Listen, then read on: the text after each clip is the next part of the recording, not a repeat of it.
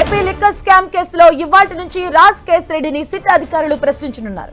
ఇప్పటికే కోర్టు వారం రోజుల పాటు కస్టడీకి అనుమతిచ్చింది. దీంతో ఇవాల్టి నుంచి రాజ్ కేశిరెడ్డిని సిట్ ప్రశ్నించనుంది. లిక్కర్ స్కామ్ లో కీలక విషయాలు ఆయన నుంచి రాబట్టనుంది.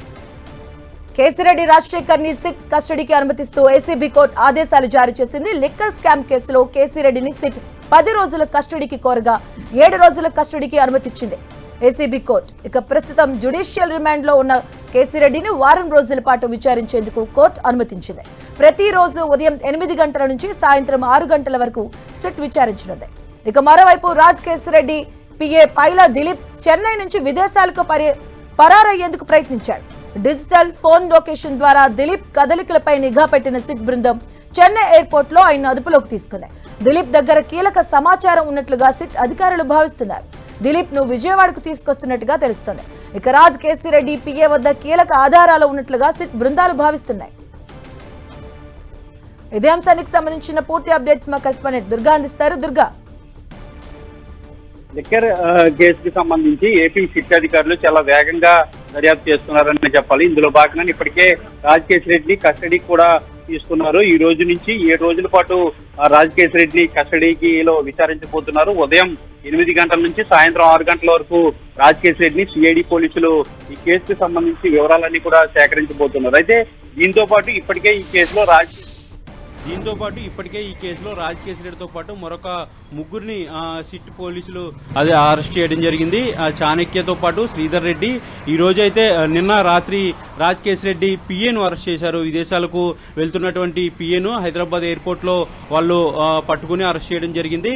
దాంతోపాటు రాజ్ కేశిరెడ్డి పిఏ దగ్గర మరిన్ని ఆధారాలు ఉన్నట్టుగా పోలీసులు గుర్తించారు. ఆయన విచారిస్తే మరికొన్ని ఆధారాలు ఈ కేసుకు సంబంధించి బయటకు వచ్చే అవకాశం కనిపిస్తుంది. ఈ కేసుకు సంబంధించి చాలా సుదీర్ఘంగా విచారణ చేస్తున్నటువంటి సిట్ అధికారులు ప్రతి చిన్న విషయాన్ని కూడా పరిశీలనలోకి తీసుకుంటున్నారు. ముఖ్యంగా కేసులో ఎవరెవరికి లింక్స్ ఉన్నాయి, ఏ విధంగా ఈ స్కామ్ జరిగిందనే దానికి సంబంధించి కూడా ప్రధానంగా వాళ్ళు దృష్టి పెట్టారు. ఇందులో భాగంగానే ఈ రోజు నుంచి 7 రోజుల పాటు రాజ్ కేశిరెడ్డిని పోలీస్ కస్టడీకి తీసుకుని సిఐడి పోలీసులు విచారించబోతున్నారు. ఉదయం 8 గంటల నుంచి సాయంత్రం 6 గంటల వరకు కస్టడీలో విచారించబోతున్నారు. 10 రోజులు కావాలని కోర్టుని పిటిషన్ వేసినప్పటికీ కోర్టు కేవలం 7 రోజులు మాత్రమే అనుమతించింది. అయితే 7 రోజుల పాటు కూడా కీలకమైనటువంటి ప్రశ్నలన్నీ కూడా రాజ్ కేశిరెడ్డి నుంచి అడగబోతున్నారు. దాంతోపాటు ఈ కేసుకు సంబంధించి పూర్తి వివరాలన్నీ కూడా తెలుసుకోబోతున్నారు. ఎందుకంటే కస్టడీలో చాలా విషయాలు అనేక కోణాల్లో, ముఖ్యంగా పొలిటికల్ ఇన్ఫ్లుయెన్స్ ఏదన్నా ఉందా, లేదంటే ఎవరైనా వెనక నుండి నడిపించారనే దానికి సంబంధించి కూడా వివరాలు తెలుసుకోబోతున్నారు. ట్రాన్సాక్షన్ కి సంబంధించి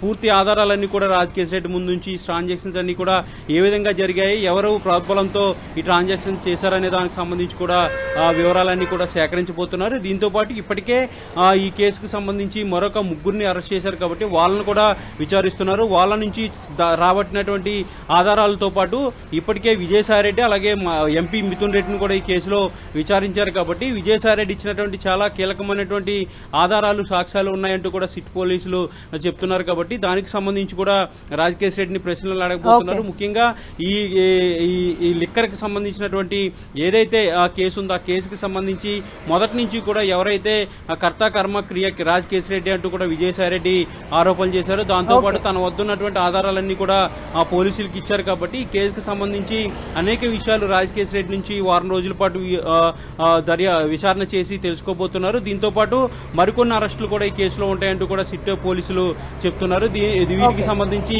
ఇప్పటికే రాజ్ కేశిరెడ్డి నుంచి కొన్ని విచారణ సమయంలో కొన్ని విషయాలు రాబట్టినప్పటికీ కూడా ఇప్పుడు కస్టడీల ద్వారా మరికొన్ని విషయాలు తెలుసుకుని కేసులో ముందుకు వెళ్లే ఆలోచన అయితే ఏపీ సిఐడి చేస్తుందని చెప్పొచ్చు. Okay, thank you Durga.